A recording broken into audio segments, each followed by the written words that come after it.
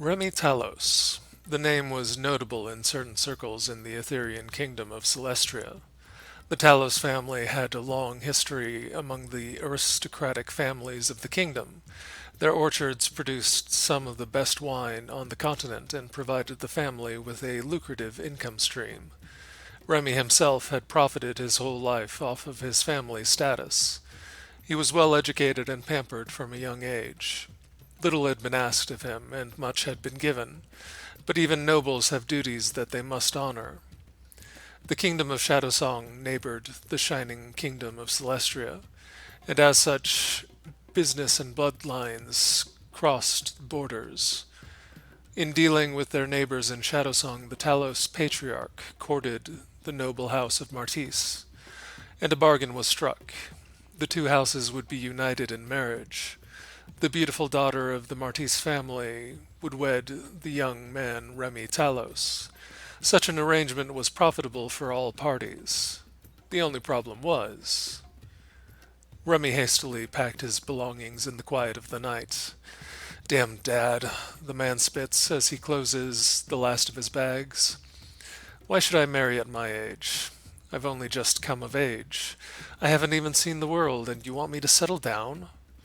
Remy looks around his room. The few bags he's prepared can hardly contain a small fraction of the treasures he's been gifted in his life.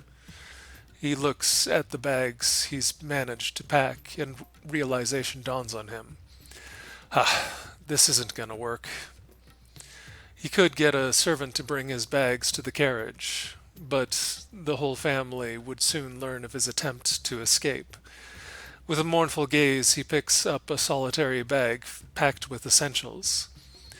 He'd have to leave his wealth of belongings behind if he was to escape. A sigh escapes him as he looks one last time on his room and all that he's leaving behind. Then his expression hardens. They forced him to do this. Remy sneaks out of the mansion until under the cover of darkness. The staff and guards are none the wiser to his departure, and the young lord manages to claim a horse from the stables and hastily flees the Talos estate. On the open road, Remy can't help but smile. He's free, and can see the world on his own terms. With his wit and charm, he has no doubt that he will succeed in everything he does. 2 weeks later, the image of Remy Talos has changed. He sits pensively in a grimy bar in the city of Zales, not far from his family home. The stubble on his face, that he never allowed to grow for more than a day in the past, is ragged and dirty. He'd thought he'd brought enough coin to last him years, but in his naivety, he'd spent it frivolously on women and booze, though most of the money was gambled away in amateurish attempts to win big. Ultimately, his wit had failed him, and he fell deeper into drink to the point where he didn't have enough coin for another drink after the one he was presently sipping. As Remy ruminated on his foolishness, he thought of home, of his father and mother. Surely they'd accept him back. No. Remy shook his head. He wouldn't disgrace himself like that. For all that he'd lost in just 2 weeks, his noble pride was not gone. The last drop of ale disappeared faster than it should have, and Remy stood up. The bartender watched him leave impassively. On the streets, Remy raised the cowl of his tunic over his head and watched the world around him with an aggressive eye. What does one do when one lacks money? The answer was simple. Take it. The knife at his waist reminded him that he had power, and all the martial training of his youth wasn't just for show. His eyes catch on a man in fine yet somehow unremarkable clothes. The man's salt and pepper hair makes him look dashing despite his leathery features. Remy can't imagine this tradesman isn't carrying a good amount of coin and begins to stalk him at a distance.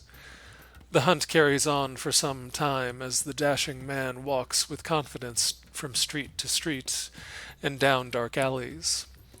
Just as Remy works himself up to assail the man, something strikes him as off.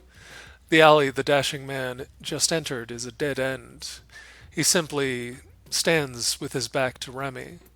Alarm finally begins to stir in Remy's mind and he begins to edge backwards until he hears footsteps from behind him. Looking back, he sees two big men blocking his path to escape. Remy's grip on the knife turns white-knuckled as fear creeps into his mind. "You're not very good at this." Remy turns back to the dashing man who now faces him. The salt-and-pepper-haired man smiles a kindly smile that looks somehow sinister to Remy's eyes. "If you're prepared to kill, you must be prepared to be killed. So tell me," the man says, "are you ready to die?"